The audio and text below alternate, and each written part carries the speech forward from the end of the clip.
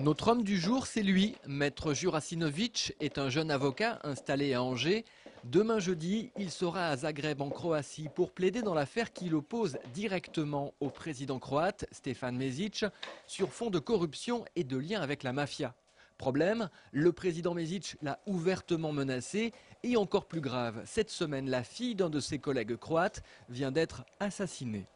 Sa fille a donc été assassinée lundi, en plein cœur de Zagreb, en plein jour, à 10 h du matin. L'assassin est venu à pied, il est reparti à pied, et bien évidemment, il n'a toujours pas été retrouvé. Voilà, donc c'est effectivement un contexte extrêmement tendu. Aujourd'hui, à Zagreb, en 2008, aux portes de l'Union européenne, puisque la Croatie doit bientôt adhérer, un avocat est abattu froidement, puisque cette personne était également avocate, la fille de mon confrère, abattu froidement parce qu'elle fait son travail. Maître Jurasinovic sera accompagné par un autre avocat, Maître Jacques Marchand, mais également par un garde du corps. Malgré la pression et les craintes pour sa sécurité, il n'a jamais voulu renoncer.